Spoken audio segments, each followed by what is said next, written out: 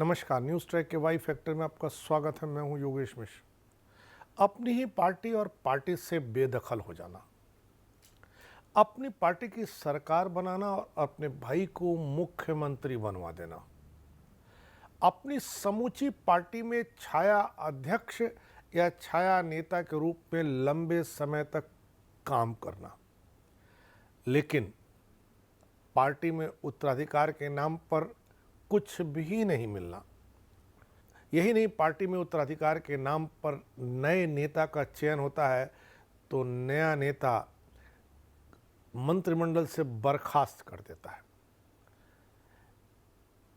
वनवास झेलना, पार्टी में वापस आना, जलालत झेलना, हर जलालत को हंस के सह जाना, इन सारी बातों के लिए निश्चित तौर से आपको एक नाम इन दिनों याद आता होगा।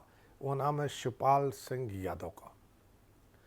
शिवपाल सिंह यादव मुलायम सिंह यादव के छाया कहे जाते थे। समाजवादी पार्टी में जितना भी काम जमीन पर होता था और जिन कामों को लेकर के किसी नेता की बदनामी हो सकती थी, किसी नेता की छवि खराब हो सकती थी, उन सब कामों का श्रेय शिवपाल सिंह यादव को जाता था और वो सब काम शिवपाल सिंह यादव को करने पड़ते थे। पर शिवपाल सिंह यादव के भाई भाई का प्रेम गजब का रहा। पार्टी ने उन्हें बाहर का रास्ता दिखा दिया। अखिलेश यादव की ताजपोशी के बाद वह लंबे समय तक मंत्रिमंडल से बर्खास्त रहे। दूसरी पार्टियों से उन्हें प्रलोभन में मिले अवसर भी, लेकिन वो छोड़कर सिर्फ इसलिए नहीं गए कि नेताजी के रहते पार्टी में बना रहना उनके लिए ज़रूरी था।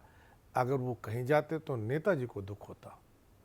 नेताजी के सुख को पाने के लिए चाहे जितना भी दुख उठाना पड़े, यह सब काम शिवपाल सिंह यादव ने किया है और शिवपाल सिंह यादव एक बार फिर घर वापसी किए हैं। देखना है इस घर वापसी में क्या क्या और कैसे कैसे होता है। आज हम शिवपाल सिंह की राजनीतिक यात्रा का जिक्र करेंगे। दिग्गज राजनीतिज्ञ मुलायम सिंह यादव के 5 भाइयों में सबसे छोटे हैं शिवपाल सिंह यादव। मुलायम सिंह यादव की उंगली पकड़कर राजनीति सीखने वाले शिवपाल सिंह यादव पिछले 2 दशकों से उत्तर प्रदेश की राजनीति में अहम जगह रखते हैं। भले ही उनकी शुरुआती पहचान मुलायम सिंह के छोटे भाई की रही हो, लेकिन बहुत जल्द उन्होंने इससे आगे निकलते हुए एक मजबूत नेता की छवि गढ़ने में कामयाबी हासिल कर ली। जब तक शिवपाल सिंह यादव ने पढ़ाई पूरी की, तब तक मुलायम सिंह यादव राजनीति में अपनी पहचान बना चुके थे। शिवपाल सिंह यादव ने पर्चे बांटने से लेकर बूथ समन्वय तक के सारे काम किए, सब जिम्मेदारियां निभाई। मधुलिमय, चौधरी चरण सिंह, जनेश्वर मिश्र जैसे बड़े नेताओं की सभाएं कराने की जिम्मेदारी अक्सर शिवपाल की होती थी। सहकारिता आंदोलन में मुलायम सिंह यादव के बड़े प्रभाव ने शिवपाल के लिए राजनीति में प्रवेश का मार्ग खोला। 1988 से 1991 और फिर 1993 में वो जिला सहकारी बैंक इटावा के अध्यक्ष चुने गए। इसके बाद 1995 से 96 तक वे इटावा के जिला पंचायत अध्यक्ष रहे। 1994 से 1998 के बीच शिवपाल यादव उत्तर प्रदेश सहकारी ग्राम विकास बैंक के भी अध्यक्ष बने। 1996 में मुलायम सिंह यादव ने जसवंत नगर सीट से उन्हें विधानसभा का चुनाव लड़ाया और शिवपाल बहुत लंबे अंतर से जीतने में कामयाब रहे। कहा तो यह भी जाता कि इस सूबे में सहकारिता की समझ चरण सिंह जी को होती थी या मुलायम सिंह जी को थी, अथवा उसके बाद शिवपाल सिंह यादव सहकारिता आंदोलन को ठीक से समझते थे और सहकारिता के पूरे तंत्र पर कैसे काबिज हुआ जा सकता है, इसके भी फार्मूले सबसे ज़्यादा शिवपाल सिंह यादव के पास ही हुआ करते थे। शिवपाल सिंह यादव लंबे समय तक समाजवादी पार्टी के प्रदेश अध्यक्ष भी रहे। मुलायम सिंह की हर सरकार में वो खास मंत्री बने रहे। उत्तर प्रदेश विधानसभा में विपक्ष के नेता के तौर पर भी उन्होंने काम किया। 1 नवंबर 2007 को मेरठ अधिवेशन में शिवपाल को समाजवादी पार्टी का कार्यवाहक अध्यक्ष बनाया गया। 6 जनवरी 2009 को वे पूर्णकालिक प्रदेश अध्यक्ष बने। वे मई 2009 तक प्रदेश अध्यक्ष रहे। फिर उत्तर प्रदेश विधानसभा में नेता विरोधी दल की भूमिका उन्हें दी गई। 16वीं विधानसभा में समाजवादी पार्टी के चुनाव निशान पर 60% से अधिक मतों से जीतने वाले वे एकमात्र विधायक थे। समाजवादी पार्टी की 2012 में पुनः सरकार बनने के बाद उन्हें लोक निर्माण, सिंचाई और सहकारिता जैसे मंत्रालयों की जिम्मेदारी दी गई। उत्तर प्रदेश में 2017 के विधानसभा चुनाव से पहले समाजवादी पार्टी की कमान को लेकर विवाद हुआ। अखिलेश यादव के सपा अध्यक्ष बनने के बाद से शिवपाल यादव हाशिए पर चले गए। तब उन्होंने सपा से अलग होकर समाजवादी सेकुलर मोर्चा नामक एक संगठन बनाया। इसके बाद उन्होंने अपनी राजनीतिक पार्टी बनाई, जिसे प्रगतिशील समाजवादी पार्टी लोहिया का नाम दिया। राजनीतिक रूप से शिवपाल ने मुलायम सिंह के पदचिह्नों पर चलने की भरपूर कोशिश की। पार्टी में भी पुरानी पीढ़ी के समाजवादियों में उनकी खासी पकड़ है। खुद को सही उत्तराधिकारी साबित करने के लिए मुलायम की हर अदा का अनुसरण करने का प्रयास भी करते हैं। 1967 में जसवंत नगर से विधानसभा चुनाव जीतने के बाद मुलायम सिंह के राजनीतिक विरोधियों की संख्या काफी बढ़ चुकी थी। राजनीतिक देश के चलते कई बार विरोधियों ने मुलायम सिंह पर जानलेवा हमला भी कराया। यही वह समय था जब शिवपाल सिंह यादव ने मुलायम सिंह यादव की सुरक्षा का जिम्मा संभाला। जब भी नेताजी उस इलाके में कहीं भी रहते तो शिवपाल सिंह अपने साथियों के साथ उनके इर्द गिर्द ही मौजूद रहा करते थे।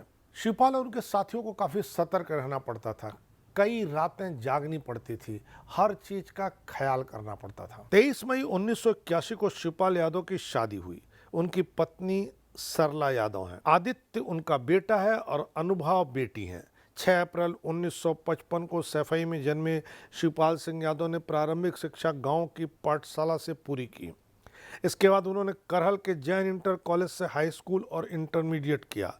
शिवपाल सिंह ने अपनी स्नातक की पढ़ाई इटावा के कर्म क्षेत्र डिग्री कॉलेज से पूरी की। उन्होंने 1977 में लखनऊ विश्वविद्यालय से बीपीएड की शिक्षा प्राप्त की। सवाल यह उठता है कि मुलायम सिंह यादव के सबसे खास समझे जाने वाले परिवार में ही नहीं, राजनीति में भी शिवपाल सिंह यादव से अखिलेश यादव की नाराजगी क्यों हुई? 2012 के नतीजों ने जब समाजवादी पार्टी को स्पष्ट बहुमत की सरकार बनाने का अवसर दिया तो सारे लोग ये सोच रहे थे कि मुलायम सिंह यादव मुख्यमंत्री होंगे। मुलायम सिंह यादव ने सबको चौंका दिया और उन्होंने मुख्यमंत्री के लिए अखिलेश यादव का नाम लिया। शिवपाल सिंह यादव यह चाहते थे कि लोकसभा चुनाव तक नेताजी उत्तर प्रदेश के मुख्यमंत्री रहें। चुनाव 2014 में होने वाले थे, उसके बाद अखिलेश की ताजपोशी की जाए। यह बात अखिलेश यादव को नागवार गुजरी। इसी के बाद इन दोनों के बीच चाचा भतीजे की जगह मंत्री और मुख्यमंत्री का खेल चलने लगा। इस खेल में रामगोपाल के एंट्री के बाद अजीबोगरीब परिवर्तन हुआ। मुलायम सिंह यादव की ओर से पहली बार अखिलेश यादव और रामगोपाल को पार्टी से निकाला गया। उसके बाद अखिलेश यादव ने एक सम्मेलन में मुलायम सिंह यादव को बेदखल करके अध्यक्ष पद हासिल कर लिया और समूची पार्टी अपने हाथ कर ली। इसके बाद शिवपाल सिंह यादव के भविष्य को लेकर चिंता होने लगी। शिवपाल सिंह यादव को कई पॉलिटिकल पार्टियों ने अलग अलग समय पर आमंत्रण भेजे, पर मुलायम सिंह वो शख्स थे जिन्होंने शिवपाल सिंह यादव को कहीं जाने नहीं दिया। कहा तो यहाँ तक जाता है कि मुलायम सिंह यादव हर पॉलिटिकल पार्टी में फ़ोन करके मना कर दिया करते थे, पर हकीकत यह नहीं है, क्योंकि शिवपाल सिंह यादव भी ये जानते थे कि जब नेताजी कभी नहीं रहेंगे तो अखिलेश को एक रक्षा कवच चाहिए जो मेरे सिवा और कोई प्रदान नहीं कर सकता है। और यह सच भी हुआ। नेताजी के निधन के बाद अखिलेश यादव ने शिवपाल सिंह यादव को स्वीकार किया है। किस तरह स्वीकार किया है यह भविष्य बताएगा। इस बार इतना ही। अगली बार फिर मिलेंगे किसी नए सवाल पर नए ढंग से बात करने के लिए। तब तक के लिए नमस्कार।